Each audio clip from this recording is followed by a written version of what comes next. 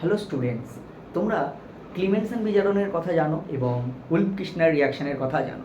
দুটো ক্ষেত্রেই কি হয়, কার্বনিল গ্রুপটা অর্থাৎ সিও গ্রুপটা কিসে পরিণত হয়, CH2 গ্রুপে পরিণত হয়। দেখো এখানে আমি দেখিয়েছি, এখানে একটা মিশ্র কীটন নিয়েছি, সেখানে জিঙ্ক অ্যামালগাম গাঢ় সেল দিয়ে ট্রিট করেছি, করলে R CH2 R প্রাইম হয়েছে, ক্লিমেনসন রিডাকশন, আর R CH2 R প্রাইমও উৎপন্ন হয়েছে যখন তাকে ট্রিট করা হয়েছে হাইড্রোজেন ক্ষার দিয়ে। কি হয়েছে মেনলি? তাহলে এই দুটো রিয়াকশনের মধ্যে এখান থেকে দেখে মনে হচ্ছে কোনো পার্থক্য নেই, দুটোই তো সিও গ্রুপকে মানে দুটোই কি করছে, সিও থেকে CH2 গ্রুপ তৈরি করে দিচ্ছে, সিওকে CH2 তে পরিণত করছে, অর্থাৎ এটা রিডাকশন, এটা উল্ফ কৃষ্ণের রিডাকশন, এটা ক্লিমেনসন বিজারণ। কিন্তু আমি আজকে তোমাদের একটা উদাহরণ দেব, যে উদাহরণটা দেখলে তোমরা বুঝে যাবে এদের মধ্যে কিন্তু ডিফারেন্স আছে এবং কেন কোন পার্টিকুলার কোনো ক্ষেত্রে কোন রিয়াকশানটাকে ইউজ করা ফেসাইল হয় বা ভাইস ভার্সা, তা সেটাই আমরা আজকে বলার চেষ্টা করব। দেখো এই উদাহরণটা আমরা নিলাম,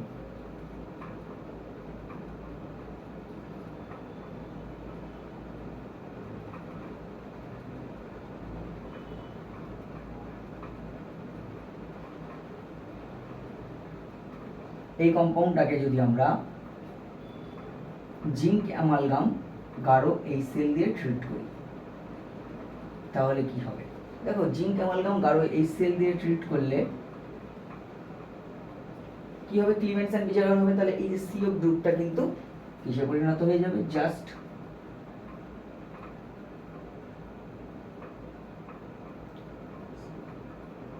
CH2 হয়ে যাবে। তাহলে CH2 আর H মিলে CH3, আর এটা যা ছিল তাই।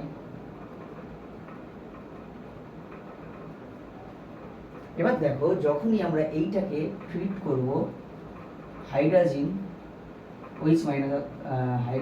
OH মাইনাস দিয়ে তাপ দেবো, তখন কি হবে, তখন ক্লিমেনসন বিজারণ। এবার এটা ক্লিমেনসন বিজারণ, এখানে উল্ফ কৃষ্ণার রিডাকশন। তাহলে উল্ফ কৃষ্ণার রিডাকশনের বেলায় কি হবে প্রোডাক্ট? দেখো এখানে প্রোডাক্ট হবে, বলে রাখি,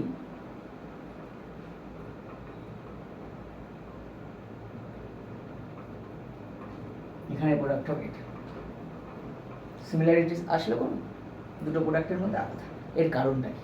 দেখো এখানে মিডিয়ামটা বেসিক মিডিয়ামে কি হবে, এখানে একটা এলিমিনেশন হয়ে যাবে। এখানে এলিমিনেশনটা কি করে হবে, এইটা হচ্ছে দেখো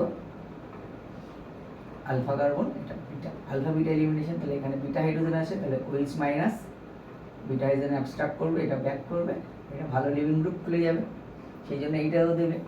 তাহলে এখানে বেস থাকার জন্যই কিন্তু এই ঘটনাটা ঘটলো, কিন্তু এখানে অ্যাসিড থাকার জন্য ওই ঘটনাটা করতে পারলো না। তাহলে এখানে কিন্তু দেখা যাচ্ছে এই পার্টিকুলার সাবস্ট্রেটের ক্ষেত্রে যখন এই জিঙ্ক অ্যামালগাম গাঢ় সেল দিয়ে ক্লিমেনসন বিজারণ করছি তখন আমি একরকম প্রোডাক্ট পাচ্ছি, আবার